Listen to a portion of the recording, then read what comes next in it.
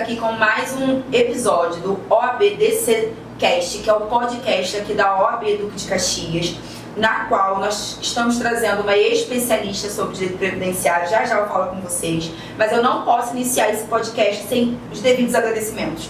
Primeiramente ao presidente Wagner Botelho, que é o presidente aqui da nossa casa. Também a doutora Elisângela Zurita, que é a presidente da Comissão de Comunicação aqui da OAB de Duque de Caxias. Então, nesse momento, a gente vai estar iniciando. Qual é o tema desse podcast? O tema desse podcast é Planejamento Previdenciário. Eu sou a Débora Kinucci, presidente da Comissão de Direito Previdenciário. Estou acompanhado aqui do meu coordenador, que é o doutor Sandro Amaral, aqui o coordenador da Comissão de Direito Previdenciário da OAB de Duque de Caxias. E a nossa convidada é ilustre, a minha querida Maura Feliciano. Eu vou descrever o mini currículo dela, mas eu tenho certeza que ela é muito além disso. Ela é advogada, professora, autora de livros, diretora de ação social do IBDP, presidente da Comissão de Direito Previdenciário da OAB Itaquera e, com certeza mais importante, ela é mãe.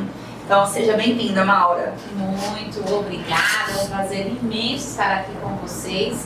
Quero iniciar esse nosso bate-papo aqui parabenizando a subseção, a Comissão Previdenciária, pelo trabalho realizado e por abrir as portas aí para que todo mundo acesse conteúdo previdenciário. Então, muito honrada de estar aqui. Excelente.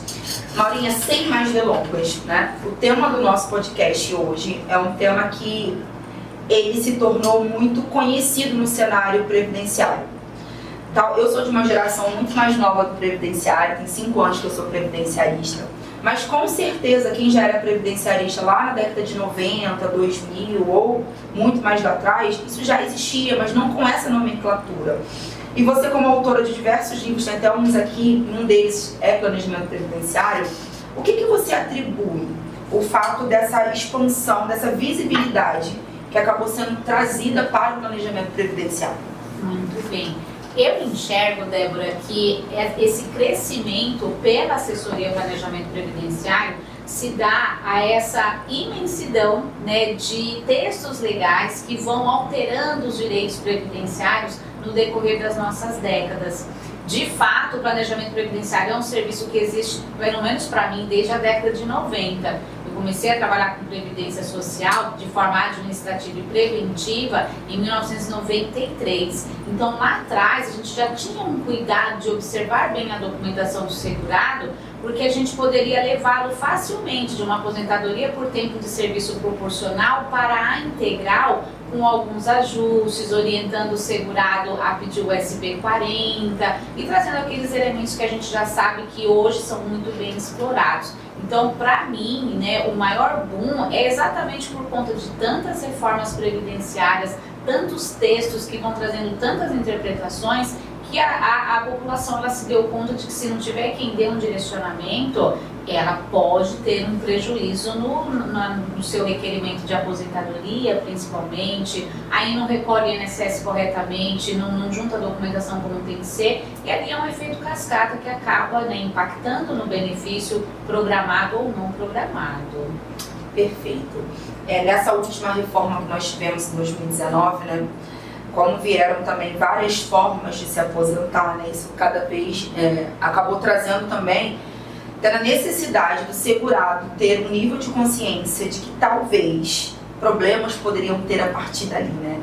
Eu penso que, além de tudo isso, hoje, com o advento da pandemia, a internet ela trouxe a oportunidade de nós, especialistas, nos colocarmos e levarmos muita informação. Óbvio que tem vários tipos de informação, mas muita informação de qualidade para começar a trazer um nível de consciência do segurado também. Muitas pessoas chegam no meu escritório, muitas vezes vindo de um anúncio, muitas vezes vindo de uma colocação que ouviu, e aquilo começa a ter esse movimento. Quando, na verdade, lá em provavelmente 90, 2000, as pessoas talvez tentassem primeiro, para depois talvez procurar. E hoje a advocacia previdenciária, a preventiva, ela tem, e consultiva, né, ela tem tomado uma proporção muito grande. E eu consigo, não sei se o doutor Sandro concorda comigo, eu atribuo isso a esse advento mesmo da internet. O advogado antes, ele não tinha esse acesso, não tinha na verdade existia muito o advogado aqui e muitas vezes o cliente aqui. Parece que a internet nos colocou no mesmo lugar, onde eu olho no olho do advogado, onde o advogado é mãe, onde o advogado é esposo, onde é mãe também, e a gente consegue se conectar e até mesmo para o cliente conseguir perceber que não é perder para um advogado. O advogado ele pode ser um facilitador e nesse caso, dentro do previdenciário, o planejamento faz a grande diferença, né, Sandro? Sim, com certeza. E eu acho engraçado e fantástico essa fala, a primeira fala, porque eu inclusive hoje estava conversando sobre isso. O pessoal hoje fala, né, planejamento previdenciário, e isso já é feito há muito tempo atrás. Eu comecei previdenciário, comecei a caminhar em 2007, então já estou um tempo na estrada, e é exatamente o que você falou, né? A gente tem que analisar para ver se está tudo redondinho, se pode melhorar, o que não pode. E só até ratificando o que você falou, a questão eu acho que o que facilitou, na verdade a sociedade começou a enxergar a previdência de uma forma diferente. Isso com a reforma, o meu INSS também acho que facilitou um pouco esse contato de a sociedade começar a entender que precisa de um especialista, porque as regras estão complexas e cada vez estão se tornando mais complexas. Então, dependendo do caso, você pode, um especialista, aposentar hoje ou programar tudo ali daqui a 1 mês, 2 meses, e sem um especialista, sem uma informação, pode postergar para 4, 5 anos, porque ainda existe alguns servidores do INSS que não conseguem dar aquele suporte, né, para a sociedade em geral. Eu acho que a reforma, nesse ponto, ela foi positiva, né, só nesse ponto, de fazer com que as pessoas começassem a olhar a previdência de uma forma diferente. Não, isso aqui vai ser eu tenho que ver como é que está meu CNIS, e o meu INSS também, de você conseguir, que em muitos casos, e provavelmente no seu escritório já aconteceu, a pessoa chegava sem nada. Aí tinha que ir lá no INSS, pegar o CNIS, ver tudo direitinho. Hoje já facilitou um pouco. É quando a gente consegue acessar, né, o meu INSS ali, né? Mas, de qualquer forma, o planejamento continua, né, vai continuar por muitos anos sendo extremamente necessário, né? Contratar um especialista, igual você falou, né, de perder. Na verdade, não está perdendo. Aquilo é um investimento, e um investimento para a vida, né? Eu gosto também do seu conceito de planejamento, com certeza você vai falar daqui a pouco, que é bem bacana o que você fala ali do planejamento, inclusive você detalha ali algumas fases, né? Mas aí, eu já estou dando spoiler, né? Então já vamos começar por aí, né? Já vamos começar falando um pouquinho como que você enxerga o planejamento previdenciário, Maura? Eu vejo que é um serviço essencial na nossa advocacia. Tanto para nós advogados, né, que oferecemos assessoria previdenciária, quanto para o próprio cliente, para o próprio segurada da Previdência Social. É importante essa consciência de que o que é planejamento previdenciário, né? E aí a gente tem esse conceito no livro, o Manual do Planejamento Previdenciário, que é o estudo do patrimônio previdenciário do segurado.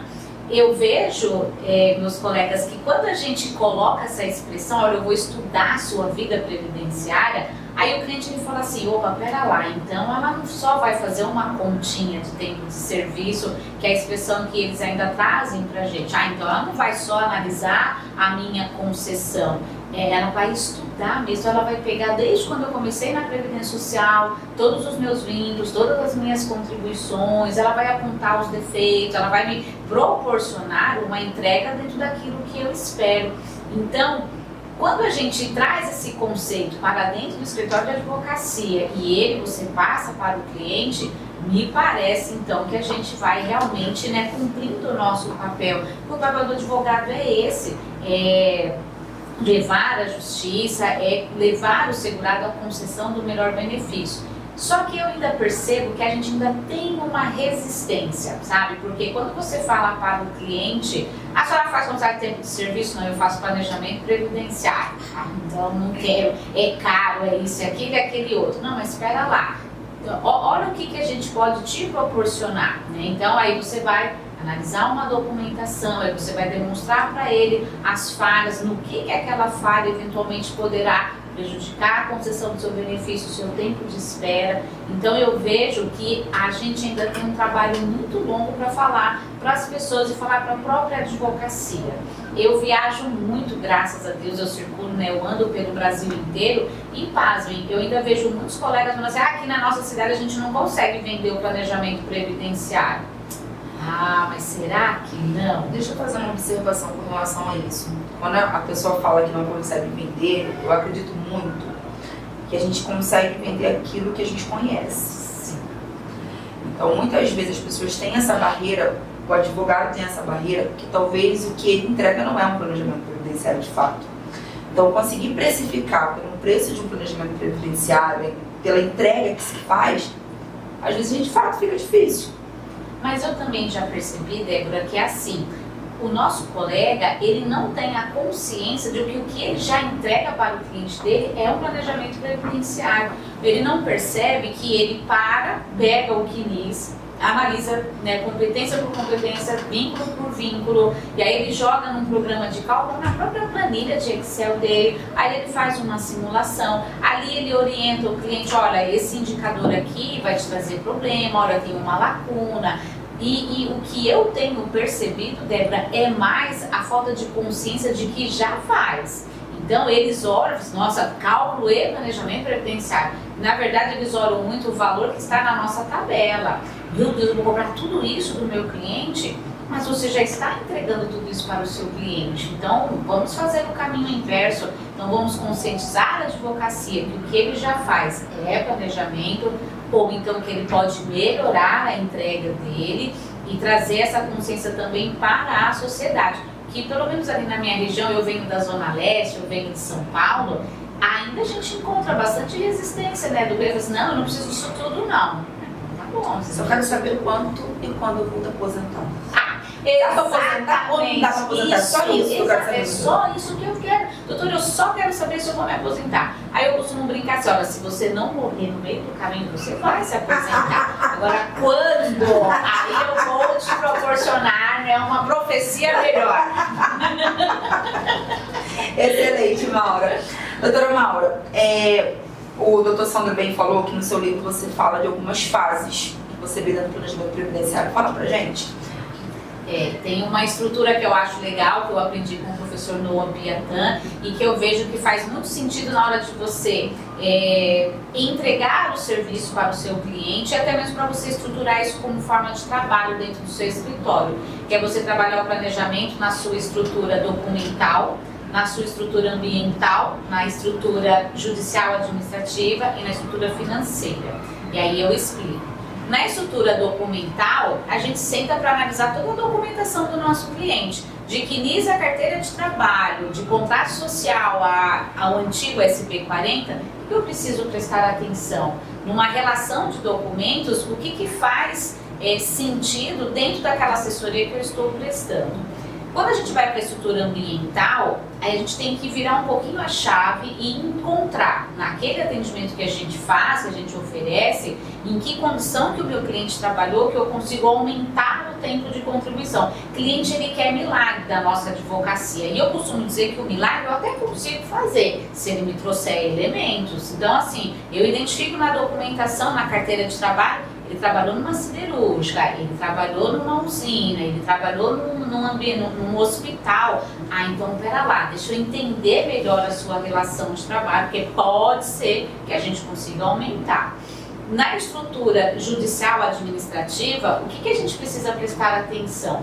O movimento que o segurado já fez antes de entrar no nosso escritório, porque geralmente a gente é o segundo contratado dele. O primeiro dele é o Google. Então, primeiro ele vai no Google, pega todas as informações, faz tudo sozinho, dá tudo errado, aí ele vem para você. E você tem ali que pesquisar se ele tem recurso administrativo, se tem alguma coisa que você ainda pode interferir, que você ainda pode ali, né, apresentar algum complemento.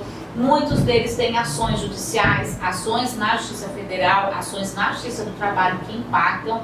E algo que ultimamente virou moda, né, no escritório de advocacia, que a gente estudar precedente qualificado. Pera lá, para esse assunto, o que o ATNU já está resolvendo? O que o STJ, o STF já se pronunciou? Porque faz a diferença no planejamento previdenciário também. Um cliente contribuinte individual que entra no escritório querendo indenizar, pera lá, tem esse tema aqui da TNU, que contribuição em atraso não conta para carência, querido, não, milagre é no andar de cima. E a última estrutura, de fato, é a estrutura financeira, que é o que eles querem. Doutor, eu quero me aposentar com o teto máximo, e pagou a vida inteira com o salário mínimo. Como você consegue simular? Mas no financeiro você tem a oportunidade de estudar todo o período básico de cálculo e ver o que de fato vai impactar numa concessão imediata, numa concessão a curto, médio ou longo prazo. Então percebam que a gente tem fases do planejamento previdenciário até para justificar por que o meu planejamento, o seu, no caso, está de acordo com uma tabela de honorário do nosso estado, porque para muitos, nossa, tudo isso, divide isso nessa estrutura, divide isso pelo número de horas que você trabalha, divide isso pelo mês, o tanto de mês você vai esperar uma CTC ficar pronta. Então tem que ser realmente compatível, certo? Fantástico. E aí, pegando esse gancho, para fazer isso tudo, a gente precisa entender um pouquinho de um cadastro, de um tal de CNIS, E eu sei que você tem uma obra que eu já li e sempre estou relendo porque é boa e bem didática, Até os livros estão aqui e são muito bons, eu não tenho qualquer... Realmente a sua didática é brilhante, Parabéns. E aí eu queria que você falasse um pouquinho do CNIS, até porque aqui nesse podcast nem todo mundo é advogado, entende, e mesmo que seja advogado, às vezes também não trabalha, não atua no previdenciário, Muito bem. O CNIS, Cadastro Nacional de Informações Sociais, também chamado de extrato previdenciário, é um documento que ele está para todo mundo. Para mim, aqui para o nosso câmera, para todo mundo mesmo. Já que estou sabendo que esse podcast vai para todo mundo, gente, tenham a curiosidade de acessar o meu INSS e baixar o seu extrato previdenciário, porque ele é o documento que o INSS segue para te entregar um benefício ou então para indefinir um benefício. Se o extrato previdenciário está todo redondinho, é aquela concessão de 5 minutos que todo mundo mete lá nas redes sociais. Acabei de protocolar o benefício saiu, pensa comigo, o que estava redondo, não é verdade? Não tinha nenhum reparo, estava tudo ok. E quando ele não está, é uma oportunidade que a advocacia tem, que o especialista tem, de oferecer um serviço a mais, que a gente tem de falar assim, olha, pera lá, o seu CNIS aqui está cheio de inconsistência, está faltando vínculo, tem vínculo em aberto, tem indicador aqui de regime próprio de previdência, você está recolhendo concomitante com facultativo, olha quanta coisa que tem, e a gente então pode oportunizar uma assessoria a mais. Então o extrato previdenciário não está só para o planejamento previdenciário, o extrato previdenciário ele está para qualquer consulta que você vai dar para o seu cliente. E quando a gente fala disso, sempre me vem a memória de que, se a gente pensar na advocacia no todo, a gente pensa muito em judicialização, E o bate-papo que estamos tendo aqui demonstra como que a gente pode atuar dentro do previdenciário sem depender do INSS nem da Justiça Federal. Então, à medida que a gente conhece essas documentações essenciais, principalmente o CNIS, conhecer devidamente a legislação, e olha que no previdenciário é igual Band News, a cada 20 minutos tudo pode mudar. É isso mesmo. Sempre vem alguma coisa nova no previdenciário e eu acho que isso faz com que a gente seja, não vou puxar sardinha para o meu lado, mas do nosso lado, um grupo muito seleto da advocacia, mas assim, demonstra quanto que a gente, o advogado previdenciarista tem que ter uma entrega muito grande para isso, Mas também reserva para ele a possibilidade de, dentro de uma assessoria, de dentro de um serviço consultivo, também rentabilizar a sua advocacia. Eu conheço muitos escritórios hoje que eles vivem de planejamento previdenciário, que é a maior receita que ele tem de planejamento. Faz exclusivamente para profissionais de saúde, para quem trabalha em usina, para quem trabalha em siderúrgica, pegam algumas profissões mais nichadas e aí conseguem desenvolver um bom trabalho. Mas o que eu vejo também, Maura, ver o que você acha também acerca disso, que virou uma moda. E aí me preocupa muito quando as pessoas às vezes não entendem o nível de responsabilidade de um direcionamento que você dá para o cliente. Por exemplo, pague em atraso, você vai conseguir. Porque eu fico pensando não só no prejuízo financeiro, mas a expectativa frustrada. Porque imagina uma pessoa que trabalhou a vida toda, que talvez hoje fez uma reserva e fala, vai no nosso escritório, fala, não, paga lá 50, 30, 20, e no final vem um indeferimento. E aí isso me traz uma grande preocupação, porque tudo que vira moda, tudo que fica muito em alta, às vezes também começam a vir alguns oportunismos. E eu sempre, toda vez que eu penso no previdenciário, me vem uma palavra, responsabilidade. Você resume a nossa advocacia numa palavra, responsabilidade. Isso é no previdenciário, é na área de família, sucessões, trabalhista, até porque várias outras áreas do direito se comunicam com a nossa, não é verdade? E sabe o que eu tenho percebido, Débora e Sandro, é o seguinte: todo mundo pegou o bonde do planejamento previdenciário, o que é legal. Agora, não basta a gente pegar o bonde, eu preciso realmente entender do patrimônio previdenciário do segurado, tá aí. E aí o que eu ouço muito na aula assim, professora, qual o programa de cálculo que a senhora usa para fazer planejamento? Eu falo, nunca, querido. Você vai encontrar uma ferramenta que vai favorecer você brincar com os números. Então, assim, vai te importar um QNIS muito mais rápido, você vai poder manusear os valores, mas isto é de uma preocupação imensa.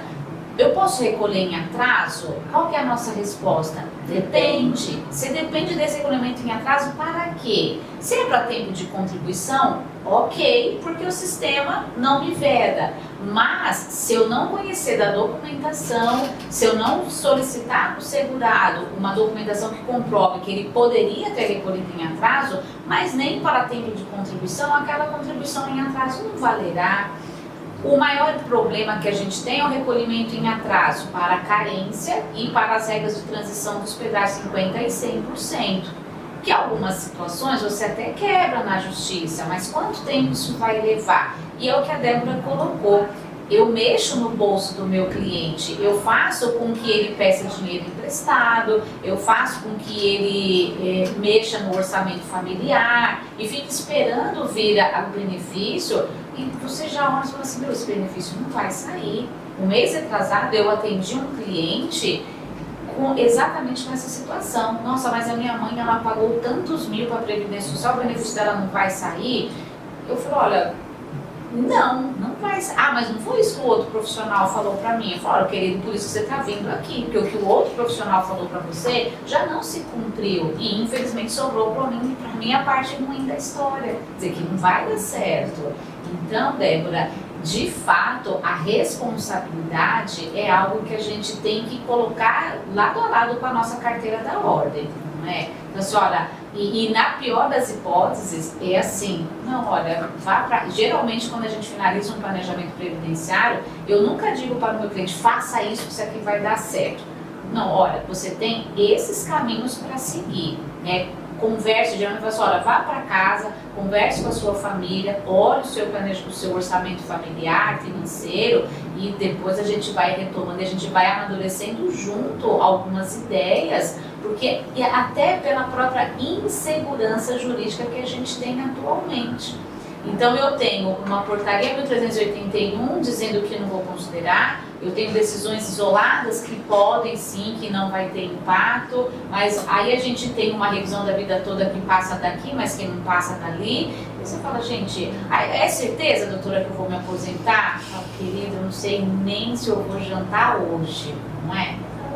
Mas a palavra responsabilidade é a mais forte, com certeza. Dentro desse cenário do planejamento, a gente tem uma figura que tem crescido muito, que é até tema de um dos livros, né? Então, o microempreendedor individual. Ai, meu Deus! Todo previdenciarista, quando escuta MEI, a gente já respira, já pega o QNIS, a gente já olha o QNIS, já é MEI. E aí já tem algumas cautelas, né? Para quem nos ouve, né, que pode ser algum MEI que esteja nos ouvindo, ou algum colega que possa estar manuseando um caso de MEI, o que a doutora vê como essencial numa situação de MEI, que a gente não pode deixar de perceber? Prazo. Pagou em dia. Prazo daqui a pelo amor de Deus, não tem outra. Tem. Queridos, olha, 100% dos problemas do microempreendedor individual estão associados à guia DAS, que não é paga dentro do prazo. Eles pagam a guia uma vez no ano, eles pagam a guia quando pega o diagnóstico de um tumor maligno, sabe? E aí você faz o quê? E aí o segundo problema do MEI é quando ele dá entrada na aposentadoria por tempo de contribuição. Essa dói. Essa dói demais, porque daí o que acontece? E aí ele vai sozinho lá no INSS, que não há erro nenhum em ele fazer isso, ele pode. Aí ele já vem, é certo. Doutor, eu tenho que estar na minha aposentadoria por tempo de contribuição, ela não saiu. Aí eu penso assim, bem feito, certamente não fez planejamento, não consultou especialista e agora vem pra gente fazer o reparo. Mas aí quando você abre o quinista, você fala, doutora, tem 15 anos que eu pago MEI. Ah, já sei, é isso. 15 de MEI com mais 20 que ele tinha lá atrás, 35 igual a nada. Não vai se aposentar. Então, são dois problemas do microempreendedor. O primeiro é não recolher no prazo, e aí ele não está no sistema como segurado, ele não tem carência, então não vai ter benefício de risco. E o segundo problema é ele não ter se consultado para saber se esta modalidade se aplica a ele. O MEI ele é um excelente negócio para quem realmente tem o perfil e as expectativas certas de benefício previdenciário. Então, Débora pegou o MEI. Colegas, pegue o MEI, encontre lá o IREC MEI, você entendeu? Faz a continha, porque agora está vindo um terceiro problema do MEI, que é o problema de quem está como MEI e como segurado obrigatório ao mesmo tempo. Que em algumas análises que eu tenho visto no escritório, o sistema não está computando os dois salários de contribuição na íntegra. Não estão somando, não é? E quando está somando, Débora, a gente chegou para mim um quinis que quando o INSS foi somar, ele fez uma proporcionalidade do salário de contribuição do MEI. Então ele não pegou os 1.412 e somou com a do empregado. Ele fez uma fração e aí ele pegou aquela fração para somar com o salário de contribuição como empregado. Achei aquilo estranho. Liguei para uma pessoa que é já de dentro da Previdência Social de muitos anos, um gerente. Falei, escuta, vocês estão fazendo assim assado? E ele falou assim, Eu falei, mas com base em quê? Ele explica para mim, que eu preciso explicar para o meu cliente o que está acontecendo. Olha, é um ato interno, né? Que assim, eu falei, não, mas aí fica difícil até a gente assessorar o nosso segurado. Então, são três problemas que a gente tem e que o planejamento previdenciário ele vai muito bem dentro dessas hipóteses. Doutora Débora, trabalhava na usina X ganhando 10 mil reais de salário e a empresa agora me ofereceu abrir um MEI, que diz que é facinho, que eu vou continuar como empregado. O que a senhora me orienta? Com certeza a doutora Débora ela vai pegar o seu quinis, ela vai avaliar as suas expectativas de aposentadoria, ela apurará uma média do seu salário de contribuição para ver se de fato essa oferta que o empregador está te passando, se ela é viável. Pode ser que sim, como pode ser que não, não é? Então, olha quantas questões que estão envolvidas na figura do MEI. E você falou de um ponto muito importante, tem acontecido muito das empresas terem convidado os seus funcionários para se tornarem MEIs parceiros. Sim. Você vai ter liberdade, você não vai ter vínculo, você pode, na verdade, é um regime de funcionário. Sim. E aí é um cenário que vai desaguar assim, dentro dos nossos escritórios e a gente muitas vezes é portador de más notícias. Mas por quê? E aí eu penso que culturalmente o brasileiro não tem nenhum hábito de prevenção. Porque nesse momento desse convite quase indecente, essa proposta indecente, qual deveria ser o papel? Eu vou consultar o meu advogado para verificar, né, em ordem trabalhista os meus prejuízos e em ordem previdenciária. Porque eu até vejo que hoje a sociedade em si ela tem uma preocupação até maior com o lado trabalhista, mas às vezes esquece que também terão reflexos previdenciários. Acho que na maioria as pessoas não pensam, não, porque não vou me aposentar mesmo, né? O que dizem, agora com essa reforma eu não vou me aposentar mesmo. E você bem falou algo aí que é muito comum e aqui no meu escritório tem uma demanda muito grande de benefício por incapacidade. E aí quando eles recebem um diagnóstico de qualquer doença, a primeira coisa que eles fazem, eles vão lá e pagam 3 mil, 4 mil de atrasado, faz um parcelamento na receita, achando que aquele reflexo vai vir no previdenciário. Então eu vejo que quando foi instituída a legislação do MEI, óbvio que foi das melhores das intenções, mas a sociedade em si não tem um nível de consciência de como aquilo, dentro da seara previdenciária, pode trazer grandes danos. Porque é muito frustrante você ver alguém que trabalhou 30 anos.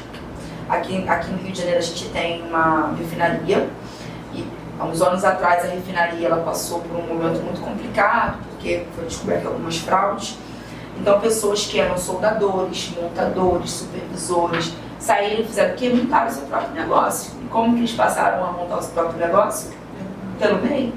E aí você pega essa pessoa com 30 anos, você olha lá que ele pagou 5, 6 anos de MEI, e a gente vira de fato um portador de más notícias. Porque em momento nenhum, quando se propagou o MEI, né, que claro que a proposta foi de trazer uma facilitação para quem não fazia contribuição, para quem era irregular, para quem não era... Trouxe muita proteção, a gente não tem como ignorar isso, mas ninguém falou os outros tipos de efeito. E a gente agora tem um efeito cascata na educação. Sim, a ideia do MEI, na verdade, era sair da informalidade. Né? A ideia era boa, a questão do procedimento em si, que foi um pouco equivocado em algumas coisas, né? E você falou dos problemas, eu tenho mais um problema que eu acho também que às vezes atrapalha, que me desculpem os contadores, mas a gente chega, a gente tem que falar, porque acontece, eu sei que já aconteceu no meu escritório, provavelmente no seu, né? Que a pessoa chega e fala assim, eu fiz conforme o contador falou. E assim, o contador, por mais que alguns até entendam um pouco de previdenciário, mas ele não é o apto, né? A pessoa apta a fazer um planejamento, a poder analisar e falar quem apto somos nós, que somos especialistas, estamos estudando a legislação, a complexidade toda, como o INSS funciona. O contador ele só vem com a guia e aí fala, pode pagar uma vez por ano, e depois de muitos anos, quando ele vai lá no nosso escritório, aí você falou, a gente pode dar uma notícia. Como é que você fez isso? Não, eu fiz isso porque o contador não ajudou. Mas eu vou sair em defesa de você, contador, que vai nos ouvir, você entendeu? Não vai derrubar esse pod aqui, porque é o seguinte, tem também o outro lado.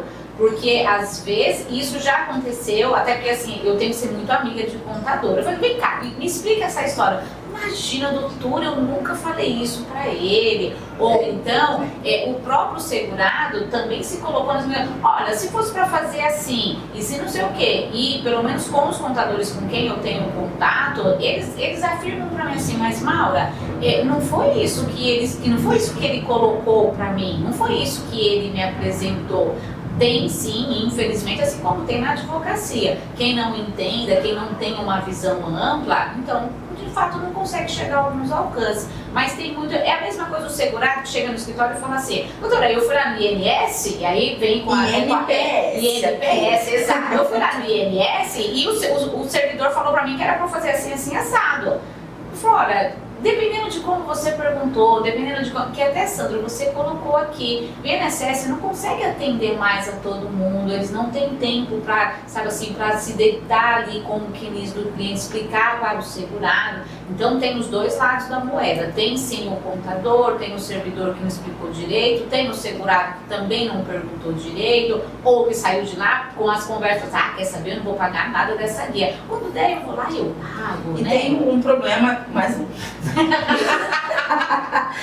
que me recorda que eu tenho pego muito no escritório, é a questão do salário e maternidade. Por quê? O que o MEI faz? Não para de contribuir. E aí faz o pedido de salário e maternidade, já que está pagando aqui, o que o INSS entende? Está trabalhando. Nega. Então, assim, são situações que parecem ser muito simplórias. E como é muito fácil de hoje você conseguir abrir um MEI, né, muito rápido, 5 minutinhos, tem um gov, foi. Mas ainda existe, precisa ser levado esse nível de conscientização para as pessoas que estão dentro dessa categoria. Porque refletem muito na questão da aposentadoria, o planejamento previdenciário. Eu recebo muitas mulheres com salário e maternidade negado. Porque, não, doutora, disseram que eu tinha que continuar pagando. Disseram quem? Disseram. Aí nunca aparece o sujeito, é um sujeito oculto, não é? E aí, assim, uma parte que acaba também que eles deixam de fazer, mas que ajuda nessa situação, é porque não tem faturamento. Então ali a gente consegue demonstrar, muitas vezes judicialmente, para conseguir reverter aquela decisão.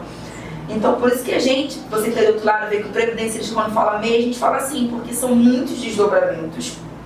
E hoje a gente vê que uma grande parcela da sociedade, quando fala de nível de aposentadoria, pensão, auxílio-doença, sabe um pouquinho de alguma coisa, né? Meio que todo mundo meio que dá um pitaco. Mas quando a gente fala de MEI, esse ano está fazendo 15 anos da legislação do MEI, tem pessoas já conseguindo aposentar por idade com base nessa legislação, mas é muito nova. Se eu não me engano, o boom do MEI mesmo, ele veio de 2019 para cá, principalmente depois da pandemia, fez um boom. E aí todo mundo pensou em que, não, eu vou pagando quando eu precisar, mas o problema é que vou pagando, nunca pagando no dia certo, nunca pagando na data certa. Eu já peguei quinis que a pessoa pagava 5 anos, mas nunca pagou na data certa. Sim. Nem a primeira ele começou na data certa. Não começa. A Ana Júlia Cachan, que é minha parceira, ela tem uma história real de que o cliente dela fez um MEI para a esposa e deu de presente de Natal no mês, sabe assim? Mas assim, não tinha uma paga em dia. E aí, quando a esposa foi contratar, ela falou assim, olha, infelizmente esse presente aqui ainda não dá para você utilizar, não dá para você usufruir, porque a pessoa cadastrou a esposa, ok, mas não pagou nada em dia. Então assim, quando foi em dezembro, ele pagou todas em atraso, e a do mês de dezembro também estava em atraso. Isso não serviu nada, sabe? Então é complicado. Mas é triste. É triste. É triste. Infelizmente a gente já está caminhando para o final, e o papo passou assim, mas a gente não pode deixar de falar dessa obra aqui, que foge um pouquinho do tema, mas eu tenho certeza que para o previdenciarista faz grande diferença, que é o auxílio acidente. Fala um pouquinho dessa sua nova obra. Muito bem, o auxílio acidente é um benefício de natureza indenizatória e ele casa um pouquinho com o planejamento previdenciário quando você, colega, pegar o quinis do seu cliente e enxergar, por exemplo, uma sucessão de benefícios por incapacidade. Ou então você notar que o seu cliente ele entra no escritório com alguma, sabe assim, algo que você fala assim, não, pera lá, né? Tá faltando um pedacinho do dedo, o olho me parece que está um pouco prejudicado. Então o auxílio acidente é um benefício de natureza indenizatória e que a gente consegue perceber por uma boa entrevista em que momento que você pode solicitá-lo junto à Previdência Social. É um benefício que ele vai impactar nos termos de benefício previdenciário, porque esta renda de benefício ela será somada à remuneração do trabalhador. Então tem alguns detalhes do auxílio acidente que a gente consegue trazer para dentro da nossa advocacia. Às vezes o cliente ele entra no escritório querendo que a gente entre com uma ação para restabelecimento do auxílio doença. E quando você percebe ali a possibilidade do auxílio acidente, às vezes até a renda ela fica melhor do que do auxílio doença, né? O benefício por incapacidade temporária. Então, de uma forma bem rapidinha, já que o nosso tempo está acabando, eu gastei mais tempo vindo aqui para o Rio de Janeiro, gente, eu não entendi, sabe? Você vai acabar tão rápido, mas façam uso, né, assim, estudem também esse benefício de natureza indenizatória, porque ele tem reflexos muito positivos na vida do nosso cliente. Você falou bem aí que no atendimento a gente consegue perceber. E na minha visão, o atendimento previdenciário ele é a cereja do bolo. Principalmente porque às vezes o cliente ele vai pedir alguma coisa e eu sempre falo que nós advogados especialistas, a gente não tem que entregar o que o cliente quer, mas o que ele precisa, o direito dele. E às vezes vai ser uma situação que vai pedir, de fato, um benefício por incapacidade, mas já tem a possibilidade ali. Meu marido fala que eu fico olhando as pessoas que estão mancando, que as pessoas que estão... Ele fala, Débora, para com isso. Mas às vezes ele não tem noção que ele poderia ter o benefício até aposentar. Isso transforma a vida da pessoa, sabe? E o atendimento previdenciário, eu acho que só pra gente encerrar, né, o doutor Sandro ainda vai falar, vai ter considerações finais, mas o atendimento previdenciário, eu penso que ele é diferenciado de outras áreas, né? Não tem como agendar de 15 em 15 minutos, ok, tá, né? Não. E às vezes ali numa boa entrevista, você vai conseguir extrair do seu cliente, né, do possível cliente ou do cliente, possibilidades que podem transformar a vida dele, porque o previdenciário ele transforma. E como é bom a gente fazer parte da transformação da vida de alguém, né, doutora Sandra? Com Com certeza, sempre bom. Acho que o previdenciário é uma das áreas que dá também esse prazer de você ver o cliente chegando no seu escritório, muitas das vezes debilitado, e aí ele sai com um benefício, você consegue, não, você tem direito a um benefício, a gente vai tentar ali fazer o pedido administrativo, judicial, e é uma área que dá uma satisfação, né? A gente fazendo além do horário. Exatamente. Além do horário, com certeza. Acaba ficando ali, porque primeiro você acaba te parecendo uma relação de amizade. Não que nas outras áreas não tenha, também não você é tão... Mas é diferente o cliente previdenciário, quando ele chega lá e fala, olha, você me aposentou, eu estava doente, você conseguiu o benefício. Gera uma satisfação. Uma gratidão, né? Exato. Que é uma gratidão de poder trabalhar dentro de uma área onde a gente transforma o outro e nos transformamos também, né? Porque a gente se torna muito mais humano, né? Eu queria continuar esse papo por muito tempo, mas uma hora deixo para você fazer agora as considerações finais, né? Seguido pelo Dr. Sandro, para que nós possamos estar encerrando esse podcast maravilhoso. Muito bem, quero agradecer a oportunidade de estar aqui na OAB Duque de Caxias, mais uma vez parabenizar todo o trabalho da Comissão Previdenciária e dizer para os colegas, estudem o previdenciário, olhem o planejamento previdenciário como uma forma, inclusive, de trazer, né, ali mais dinheiro, vamos colocar assim, para dentro da sua advocacia, trazer receita, e não foque no planejamento somente para profetizar aposentadoria, não. Trabalhe o planejamento como forma de colocar devidamente o segurado na filiação correta, no salário de contribuição adequado, preparar o segurado para que em qualquer risco, em qualquer situação, em qualquer programação, o segurado ele tenha, né, ali o benefício. E não só o segurado, mas o conjunto de dependentes também. Então, o meu conselho é esse. Use o planejamento para tudo, que já vai dar tudo certo. Doutor Sandro? Eu queria agradecer também a oportunidade de estar aqui hoje, ouvindo esse excelente bate-papo, onde a gente sempre aprende, né, bastante, e passar também nas redes sociais para vocês seguirem a gente, né, é sandroadm.amaral e Amaral Sani Advogados. Entra lá, segue a gente sempre está colocando alguma coisa nova, tá, relacionada a direito previdenciário, direito trabalhista. Paulinha, suas redes sociais. Mesmo, não é? No Instagram, maura.feliciano, tá? Vocês podem ali acompanhar esse perfil. Podem acompanhar também o perfil mfa.cursos, onde também a gente está sempre contribuindo para a atualização dos colegas. Quero agradecer a presença da Maura, a presença do nosso coordenador, por estar aqui nesse bate-papo maravilhoso e enriquecedor, que eu entendo que a gente sempre aprende, né? E como foi bom aqui esse bate-papo. Quero deixar também minhas redes sociais, Débora Knust, KNUST, difícil, mas dá tudo certo. Nos segue também a OAB Duque de Caxias, que tem mais eventos, para você conhecer um pouquinho do nosso trabalho, o trabalho do presidente Wagner Botelho, que tem sido um trabalho dessa gestão ímpar aqui no Duque de Caxias. Quero agradecer a todos, né? E muito obrigada. Tchau, tchau.